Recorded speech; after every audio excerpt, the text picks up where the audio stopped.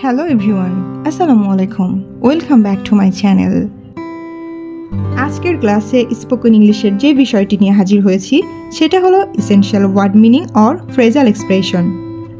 আমরা যদি ইংলিশে অনর্গল কথা বলতে চাই বা ফ্লুয়েন্টলি আমরা যদি কথা বলতে চাই তাহলে আজকে আমি তোমাদের যে ফ্রেজগুলো দেব স্পেশালি সেইগুলো খুবই গুরুত্বপূর্ণ। এগুলো জাস্ট মুখস্থ রেখে দিতে হবে। এটি হলো পার্ট 1। আমি এটিকে ক্লাস বলবো না বিকজ এটি হলো মুখস্থ বিদ্যার মধ্যে পড়ে, তো এটা জাস্ট মুখস্থ রাখতে হবে। সেক্ষেত্রে আমি এভাবে পার্ট আকারে ক্লাসগুলি নিয়ে যাব, পার্ট 1, 2, 3 এভাবে। আরেকটি বিষয় বলি, আজকে যে ফ্রেজগুলো দিয়েছি বা ফ্রেজাল এক্সপ্রেশন এগুলো ওয়ার্ড মিনিং বলা ঠিক হবে না, বিকজ ওয়ার্ড মিনিং হলো বেসিক্যালি একটা ওয়ার্ডের সঙ্গে একটি বাংলা অর্থ, কিন্তু এখানে দেখো অনেকটা ফ্রেজের মতো, এই জন্য this is called phrasal expression. এই ফ্রেজাল এক্সপ্রেশনগুলো নেটিভ স্পিকাররা সেটা হতে পারে ব্রিটেনের নাগরিক বা আমেরিকান পিপুল যারাই হোক না কেন তারাও কিন্তু তাদের কথার ভিতরে এই ফ্রেজগুলি ইউজ করে থাকে। এখানে কিন্তু কোনো গ্রামাটিক্যাল কোনো রুলস বা ল নেই, জাস্ট মুখস্থ। আমি তো ইংলিশটাকে সেকেন্ড ল্যাঙ্গুয়েজ হিসাবে ইউজ করি, তো যারা নেটিভ স্পিকার আছেন তারাই যেহেতু এগুলোকে মুখস্থর মতো বলে বলে অভ্যস্ত হয়ে গিয়েছে, বেসিক্যালি যদিও তাদের কাছে এটা নেটিভ মাদার টাং মায়ের ভাষার মতো বিষয়, এটা অনায়াসে তাদের কাছে হয়ে গেছে, কোনো গ্রামাটিক্যাল রুলস তারা মানে না। আর আমরা যারা সেকেন্ড ল্যাঙ্গুয়েজ হিসাবে ইংলিশটাকে ব্যবহার করে আসছি তাদের ক্ষেত্রে তো অবভিয়াসলি এটা মুখস্থ রাখতেই হবে, একেবারে ঠোঁটের আগাই থাকবে লাইক। ওকে, সো নাম্বার 1, আমার মতে ইংলিশে কি বলবো আমরা? টু মি অর আই থিঙ্কটা বেসিক্যালি আমরা বলে বলে অভ্যস্ত, মোটামুটি আমরা এটা কিন্তু সবসময়ই বলে থাকি, তবে টু মি এটা একটু বেশি সুন্দর শোনায় স্পোকেন ইংলিশের ক্ষেত্রে। ধরো তুমি এরকম একটা কথা বলছো যে আমার মতে সেই সব থেকে ভালো, to me he is the best one, অথবা I think he is the best one. তো এখানে আমার মতে না বলে যদি বলি তার মতে, তাহলে কি হবে? To him. তারপর যদি বলি তোমার মতে আমি সেরা, to you I am the best one. Well, তো এখানে মি এর জায়গায় তুমি যার মতে বলতে চাইছো তার অবজেক্টিভ ফর্মটা তুমি ইউজ করবে। ওকে, নাম্বার 2, এটা বলা দরকার, ইট নিডস টু সে। এরকম কিন্তু আমরা অনেকেই বলি এটা বলা প্রয়োজন যে তুমি অবশ্যই আসবে, it needs to say that you must come. Okay, তারপর নাম্বার 3, তোমার দিনটি ভালো কাটুক, হ্যাভ আ নাইস ডে। আমরা বেসিক্যালি হ্যাভের ক্ষেত্রে অনেক এক্সপ্রেশন দিয়ে থাকি, যেমন তোমার জার্নিটা শুভ হোক, হ্যাভ আ নাইস জার্নি, বা have a nice day, have a nice moment.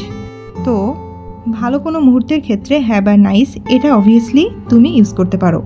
তুমি চাইলেই হ্যাভ এ গুড ডে বলতে পারো, have a nice morning, have a good morning, have a good journey, etcetera. এরপর নাম্বার 4, তাতে কি, সো হোয়াট। যেমন আমরা কথায় কথায় বলি না যে আমি একসাথে 10 কেজি মিষ্টি খেতে পারি, তো তাতে কি।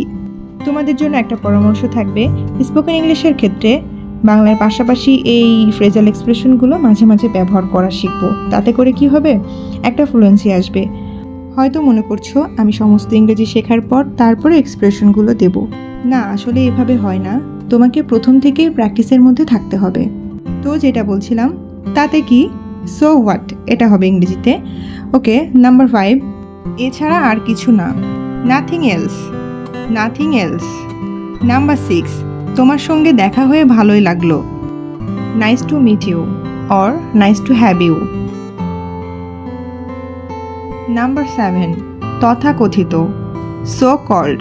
যেমন আমরা বলে থাকি না যে তোমাদের পদ্ধতি অনেকটা তথাকথিত, your system is so called system. Number 8, এটা ঠিক ওইটার মতো না। মনে করো তুমি বলছো যে আমি যে প্রোডাক্টটা পেয়েছি এটা ঠিক ওইটার মতো না, so this is not like that. তারপর নাম্বার 9, তুমি ভালোই করছো, you are doing well. Number 10, ওইটার মতো অথবা এইটার মতো। তো এই বিষয়টা আমরা এইভাবে বলতে পারি যে লাইক দ্যাট বা লাইক দিস। তো আমরা বলতে পারি অনেক সময় যে ও আচ্ছা ব্যাপারটা কিন্তু ওইটার মতো, দিস ইজ লাইক দ্যাট। ওকে, এখানে লাইক দ্যাট মানে ওইটার মতো, আর লাইক দিস মানে এইটার মতো। ওকে, তো 11 নাম্বার, আমার ধারণাই ঠিক, মাই প্রেডিকশন ইজ ট্রু ইনাফ। তো এখানে যদি আমার জায়গায় তোমার বসাই যে তোমার ধারণাই ঠিক, তখন ইংলিশটা কি হবে, your prediction is true enough. তারপরে যদি আমরা বলি যে তার ধারণাই যথেষ্ট ঠিক, তো সেই ক্ষেত্রে ইংলিশটা হবে his prediction is true enough. Okay, clear? তো চলো পরের পেজে কি আছে দেখি।